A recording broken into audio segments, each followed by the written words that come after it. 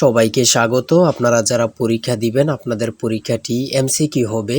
আজকে একটি এমসিকিউ পরীক্ষার প্রশ্ন প্যাটার্ন নিয়ে এসেছি। ইনশাল্লাহ এই প্যাটার্ন থেকে 25 থেকে 30 নাম্বার অনায়াসে কমন পাবেন। ধৈর্য সহকারে সম্পূর্ণ ভিডিওটা দেখেন। আমি দেখিয়ে দিব কোন কোন বিষয় কোন কোন টপিক থেকে প্রশ্ন আসে। অনেক পরীক্ষার্থী উত্তীর্ণ হতে পারে না, কারণ একটি পরীক্ষার প্রশ্ন প্যাটার্ন বোঝে না বলেই। কোন কোন টপিক কোন কোন বিষয় থেকে প্রশ্ন আসবে সেটা বুঝতে পারে না বলেই কিন্তু পরীক্ষা উত্তীর্ণ হতে পারে না।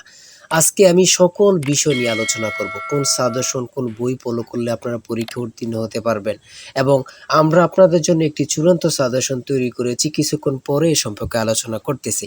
আপনাদের পরীক্ষাটি এমসিকিউ হবে। যেমন এখানে 1 নম্বরে রয়েছে বর্তমান অন্তর্বর্তীকালীন সরকার গঠিত হয়েছিল কত তারিখে। এখানে 4টা অপশন দেয়া থাকবে, যে অপশনটা সঠিক। মনে করেন এখানে এই অপশনটা সঠিক 8 আগস্ট 2024, তাহলে আপনারা বরাট করতে হবে গ নাম্বার। ঠিক আছে, এখানে বরাট করলে আপনারা নাম্বারটি পেয়ে যাবেন।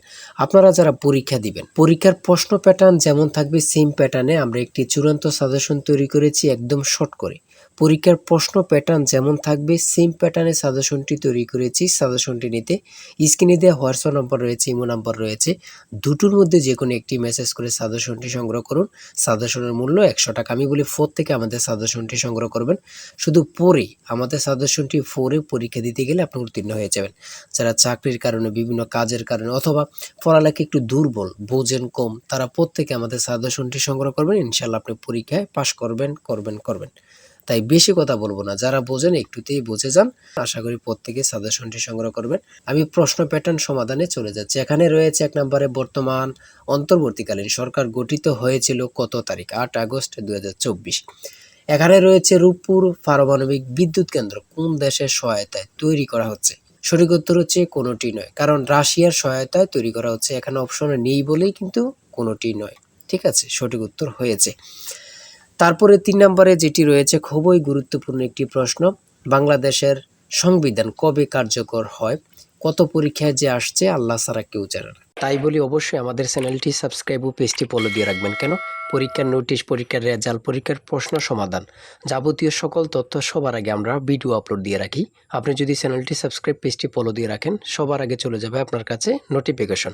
মনে করেন আপনি পরীক্ষা দিয়েছেন, পরীক্ষার প্রশ্ন সমাধান দেখিয়ে দিব, তারপরে রেজাল্টের অপেক্ষা করা লাগবে না, আমাদের চ্যানেলে পেয়ে যাবেন, সকল তথ্য পেয়ে যাবেন, এবং কি নতুন নতুন চাকরির তথ্য পেয়ে যাবে। সার্কুলার দেওয়ার সাথে সাথে আমাদের চ্যানেলে আপলোড দেওয়া হবে। আপনি শুধু আমাদের চ্যানেলটি সাবস্ক্রাইব, পেজটি ফলো দিয়ে রাখলে সবার আগে চলে যাবে আপনার কাছে নোটিফিকেশন। তাই অবশ্যই চ্যানেলটি সাবস্ক্রাইব, পেজটি ফলো দিয়ে আমাদের মেম্বার সদস্য হয়ে আমাদের সাথেই থাকবেন। কত পরীক্ষায় যে আসছে আল্লাহ ছাড়া কেউ জানে না, সেটা হচ্ছে 16 ডিসেম্বর 1972 সালে। 4 নম্বরে রয়েছে বাংলাদেশের মহান স্বাধীনতার যুদ্ধে বীরত্বের জন্য কতজন বীর মুক্তিযোদ্ধাকে বীর বিক্রম উপাধি প্রদান করা হয়। খুবই গুরুত্বপূর্ণ। এখানে বীর বিক্রম দিয়েছে, বীর উত্তম থাকতে পারে, ঠিক আছে, এমন কিন্তু থাকতে পারে। খুবই গুরুত্বপূর্ণ একটি প্রশ্ন।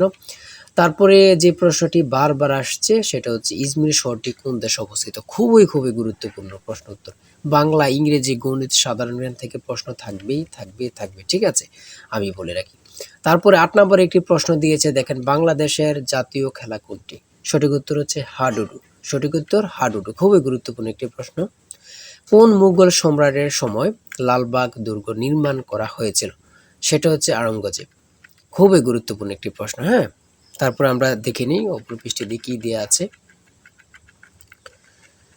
10 নম্বরে রয়েছে বাংলাদেশ আইন অনুযায়ী পুরুষ ও নারীর বিয়ের সর্বনিম্ন বয়স কত। এখানে সর্বপ্রথম বলেছে পুরুষের কত, আমরা জানি পুরুষের কত 21 বছর এবং নারীদের কত 18 বছর। তাহলে এখানে সর্বপ্রথম রয়েছে 21 ও 18। এটা কিন্তু সঠিক হবে না, কারণ এখানে প্রথমে মহিলার দিয়েছে, তারপরে পুরুষের দিয়েছে। প্রথমে চেয়েছে কার, পুরুষের, তার জন্য 21 বছর। তারপরে চেয়েছে কার, নারী, তার জন্য 18 বছর। ঠিক আছে। আচ্ছা, 11 নম্বরে রয়েছে কোন উদ্ভিদের শ্বাসমূল আছে। খুবই গুরুত্বপূর্ণ একটি প্রশ্ন। হ্যাঁ, তারপরে 12 নম্বরে রয়েছে কোন ভিটামিনের অভাবে চুল পড়ে যায়।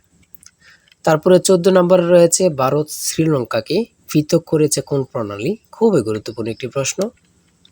এটা যে কত পরীক্ষা আসছে আল্লাহ ছাড়া কেউ জানে না। বাংলাদেশ কত সালে জাতিসংঘের সদস্য লাভ অথবা সদস্য পদ লাভ করেন। হ্যাঁ, 1974 সালে। বঙ্গভঙ্গ রদ হয় কত সালে। সূর্যের নিকটতম গ্রহ কোনটি। খুবই গুরুত্বপূর্ণ একটি প্রশ্ন। ঠিক আছে। আমি যে প্রশ্নগুলো নিয়ে এসেছি খুবই গুরুত্বপূর্ণ প্রশ্ন। আপনারা প্রত্যেকে আশা করি আমাদের সাজেশনটি সংগ্রহ করবেন। ইনশাআল্লাহ আপনি পরীক্ষায় উত্তীর্ণ হয়ে যাবেন।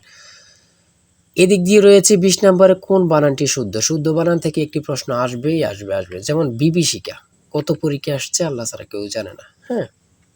শেষ প্রশ্ন উপন্যাস কে লিখেছেন? খুবই গুরুত্বপূর্ণ। শরৎচন্দ্র চট্টোপাধ্যায়।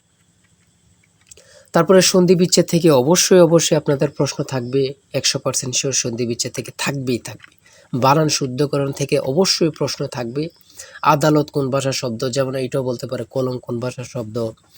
তারপরে চশমা কোন ভাষার শব্দ? ভাষা থেকে একটি প্রশ্ন অথবা ২টি প্রশ্ন থাকবে। সমার্থক শব্দ থেকে প্রশ্ন থাকবে।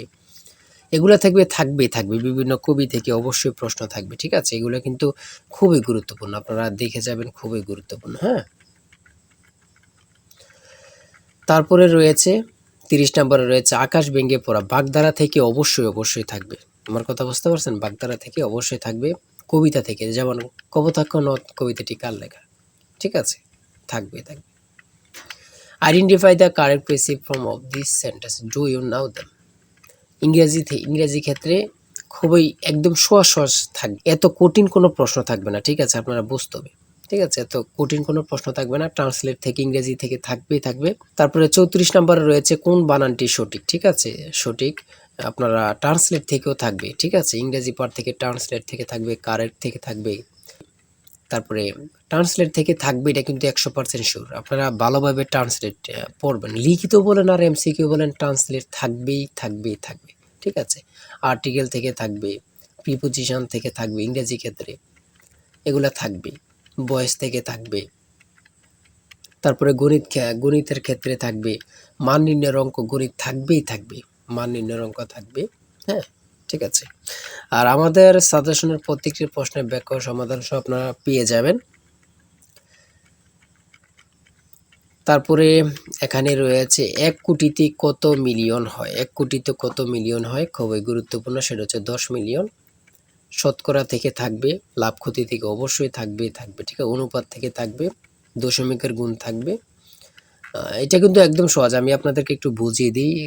এখানে ২ দুগুণে ৪, ৪ দুগুণে ৮। দশমিকের পরের সংখ্যাগুলো গুণ করে দিবেন। ২ দুগুণে ৪, ৪ দুগুণে ৮।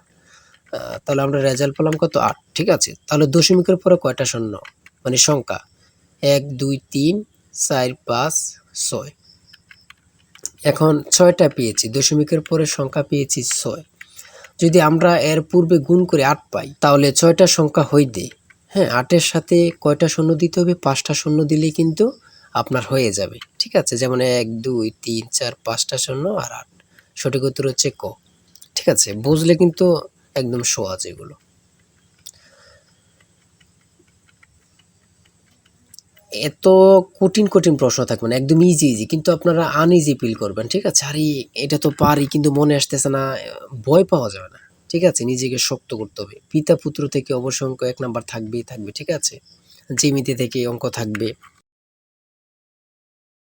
ঘাবড়াতে পারবেন না। অনেকেই ঘাবড়িয়ে যায়। ঠিক আছে? পরীক্ষার হলে ঘাবড়িয়ে যায়। ভয় নিয়ে পেলে তারা কিন্তু পারবে না। ৭৮ ডিগ্রি কোণের সম্পূরক কোণ কত ডিগ্রি? ৭৮ ডিগ্রি কোণের সম্পূরক কোণ কত ডিগ্রি? আমরা জানি সম্পূরক কোণ হচ্ছে ১৮০ ডিগ্রি। আর পূরক কোণ হচ্ছে ৯০ ডিগ্রি। হ্যাঁ? তো সম্পূরক কোণটা ১৮০ ডিগ্রি হলে যদি ১৮০ তে ৭৮ মাইনাস দেন, বাকি যেটা আছে ওটাই হচ্ছে সম্পূরক কোণ। ঠিক আছে? সর্বশেষ রয়েছে ৬০ নম্বরে ১৩ সেন্টিমিটার ব্যাসার্ধের বৃত্তের কেন্দ্র হতে ৫ সেন্টিমিটার দূরত্বে অবস্থিত যে এর দৈর্ঘ্য কত?